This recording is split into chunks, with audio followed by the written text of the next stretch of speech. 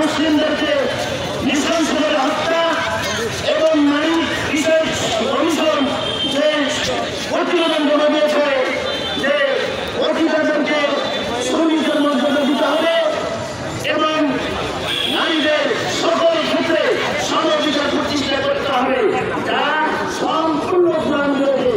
এর প্রতিবাদে আজকে আগামী মহাসমাবেশ অনুষ্ঠিত হবে। সেই মহাসমাবেশ সফল করার লক্ষ্যে বাংলাদেশ উদ্যোগে আজকে প্রতিবাদ সমাবেশ অনুষ্ঠিত হচ্ছে ইনশাআল্লাহ। এই পর্যায়ে আপনাদের সামনে সংক্ষিপ্ত বক্তব্য রাখছেন হযরত মাওলানা আসনাদ ইদ্রিস সাহেব। তাকে সংক্ষেপে কিছু বলার জন্য আহ্বান করছি।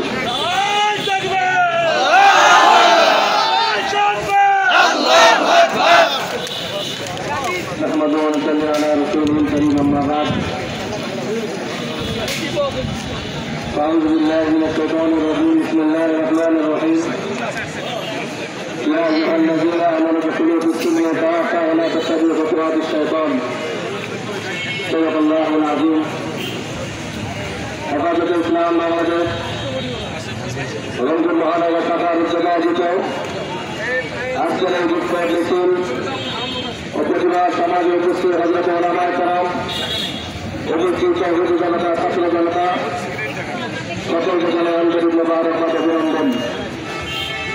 সম্মানিত চৌধুরী জনতা, আমরা সকল অবগত আজকে আমরা এখানে উপস্থিত হয়েছি বড় একটি উদ্দেশ্যকে সামনে নিয়ে সেটি হল আমরা সকলেই বলতে জানতে পেরেছি বাংলাদেশ সেটি হল মুসলমানদেরকে 90% মুসলমানদের দেশে আজকে বর্তমান সরকার ইসলাম বিরোধী কর্মকাণ্ড, ইসলাম বিরোধী কানুন, যেটা কোরআন এবং সুন্নাহর সাথে সাংঘর্ষিক এবং কতগুলো কানুন বাস্তবায়ন করতে চেষ্টা করছে। এই কানুনগুলোর মধ্যে থেকে অন্যতম সরকার বর্তমান করতে পারছে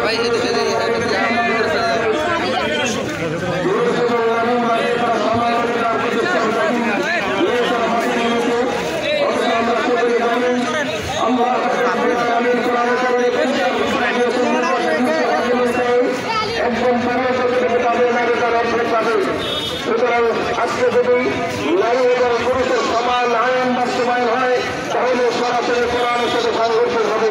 শুধু তাই নয়, বর্তমান প্রেক্ষাপটে আরেকটি বিষয় আমরা উপলব্ধ করছি যে প্রতিভা ভিত্তি সুস্পষ্ট সেটা হারাম, কোরআন যেটা বিশ্বভিত্তিকে হারাম ঘোষণা করেছে, বর্তমান সরকার সেগুলোকে বৈধ ঘোষণা করার চেষ্টা করে যাচ্ছে। সংগ্রামী সাথী বন্ধুগণ, আজকে যদি এই ব্যবসা প্রতিভা ভিত্তিকে এটা যদি শ্রমের ভূমিকা কেন্দ্র করা হয়, তাদের শ্রমের ব্যবসা মূল্য তাদেরকে দেওয়া হয়, তাহলে সেই দিন বেশি করা হয় তোমার মা বন্ধা রাস্তায় প্রকাশ্যে মনে করা দেখা যাচ্ছে এদের মতো যদি তোমাদের ব্যবস্থা করতে হয় বাংলাদেশে নয়, যদি ব্যবস্থা স্বীকৃতি দিতে হয় তাহলে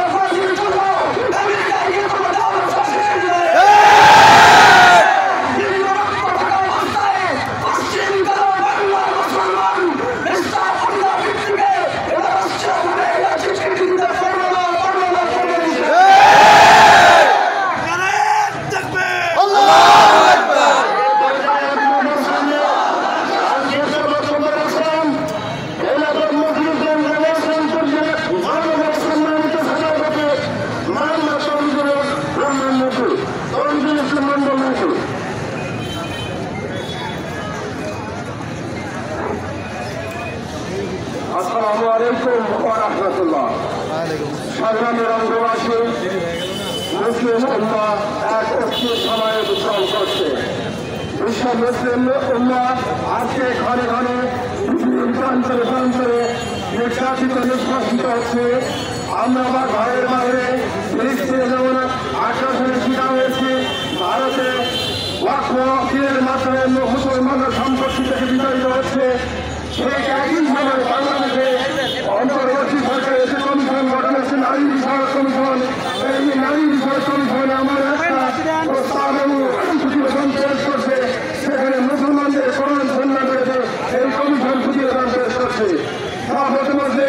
আমরা এর পক্ষ থেকে আমাদের এই প্রোগ্রামে আমরা কঠিনভাবে সরকারের কাছে প্রতিবাদ জানাই, এই কমিশনকে বাতিল করতে হবে। খাস করে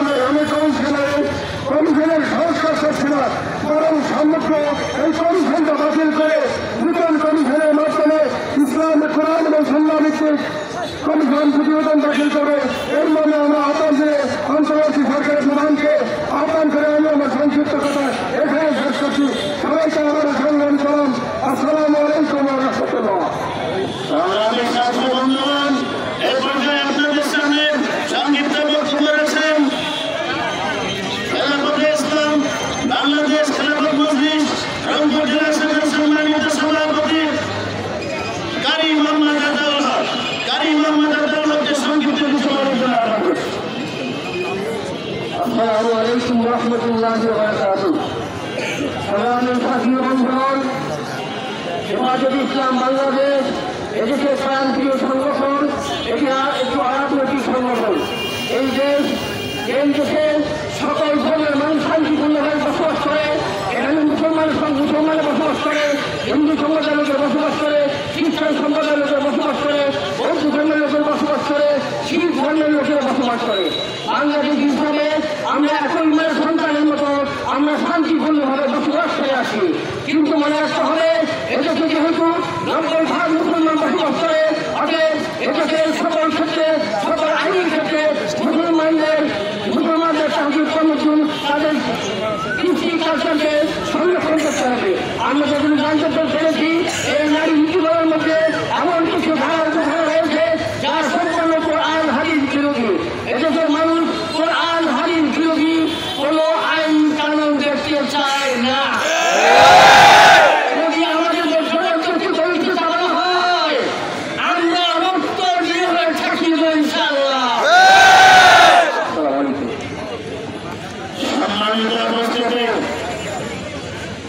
এ পর্যায়ে গুরুত্বপূর্ণ কিছু বিষয় আলোচনা করবেন হেফাজতে ইসলাম বাংলাদেশ সংসদ জেলাসদের অন্যতম নেতা। তার বক্তব্যের আগে শুধু আমি আপনাদের কাছে জিনিস স্মরণ করে দিতে চাই, 2013 সালে হেফাজতে ইসলাম বাংলাদেশ গঠন কেন হয়েছে অনেকে জানে না। এই নারী নীতিমালা যখন কোরআন বিরোধী, ইসলাম বিরোধী নারী নীতিমালা যখন প্রণয়ন করা হয়েছিল, এর প্রতিবাদে যখন ক্রিয়া করতে পারছে না, সরকার কোনো কথা শুনছে না, তখন এই হেফাজতে ইসলাম গঠন করে দুর্বার গণ আন্দোলন গড়ে তুলেছে। যার ফলশ্রুতিতে কোনোভাবেই শাপলা চত্বর সংগঠিত হয়েছে। এই হাজার হাজার রক্তের কারণে নারী নীতিমালা তদানীন্তনকার সরকার বাস্তবায়ন করতে পারে নাই। তারা এই উত্তরসূরিরা, তারা এই দূষণরা পৌঁছে অন্তর্বর্তী সরকারকে সম্ভবত বেকারদের ফেলানোর জন্য এই একটা কাজ করেছে। তাই দল মত নির্বিশেষে সকল ঐক্যবদ্ধভাবে ঝাঁপিয়ে পড়তে হবে। এ পর্যায়ে আপনাদের সামনে বক্তব্য রাখছেন হেফাজতে ইসলাম বাংলাদেশ রংপুর জেলা শাখার অন্যতম নেতা হাফেজ মৌলানা মাহমুদুর রহমান। হাফেজ মৌলানা মাহমুদুর রহমানকে তাকে কিছু বলার জন্য আহ্বান করছি। الحمد لله والصلاة والسلام على من لا نبي بعده. أما بعد، أعوذ بالله من الشيطان الرجيم. بسم الله الرحمن الرحيم. إن الحكم إلا لله. صدق الله العظيم. হেফাজতে ইসলাম বাংলাদেশ রংপুর জেলা শাখা কর্তৃক আয়োজিত আজকে এই প্রতিবাদ সমাবেশ এবং গণ মিছিলের সংগ্রামী সভাপতি, আজকে উপস্থিত সংগ্রামী কর্মী জনতা এবং আমার সঙ্গে উপস্থিত বিভিন্ন মিডিয়ার ব্যক্তিত্ব যারা আছেন এবং প্রশাসনের ভাইরা, সকলকে অভিনন্দন জানিয়ে আমি আমার সংক্ষিপ্ত কথা বলতে চাই। আজকে মূলত বিপ্লবের গণ মিছিল এবং মিছিলের আয়োজনের মূল লক্ষ্য হল আগামী 3রা মে ঢাকার সমাজ উদ্যানে হেফাজতে ইসলামের মহাসমাবেশ অনুষ্ঠিত হবে। সেই মহাসমাবেশ সফল করার লক্ষ্যে আজকের এই বিপ্লব মিছিলের আয়োজন করা হয়েছে। আজকের এই বিপ্লব মিছিলের মূল দাবিগণ আপনাদের সামনে তুলে ধরতে চাই। 1 নম্বর দাবি হল এই অন্তর্বর্তীকালীন সরকার, এই সরকার ক্ষমতায় আসার পর গত 18 নভেম্বর নারী সংস্কার, নারী বিষয়ক সংস্কার কমিশন গঠন করে গত 18 নভেম্বর, এবং সেই নারী বিষয়ক সংস্কার কমিশন গত রানিং মাসে 19 এপ্রিল একটি প্রতিবেদন দাখিল করে, যার বিস্তর আলোচনা করা সম্ভব নয়, যেখানে প্রায় 15 দিন মতো তারা প্রস্তাবনা করেছে এবং ওয়েটিংয়ে তারা 43টি প্রস্তাবনা রেখেছে। এই 15টি প্রস্তাবনার ভিতরে শুধুমাত্র 2টি প্রস্তাবনা আপনাদের সামনে তুলে ধরতে চাই। এর দ্বারাই তাদের মানসিকতা, তাদের মন মানসিকতা, তাদের রুচি সম্পর্কে আপনারা অবগত হবে। এই সংস্কার কমিশনের প্রতিবেদনে একটি প্রস্তাবনা হল রাস্তার প্রতিবেদনকে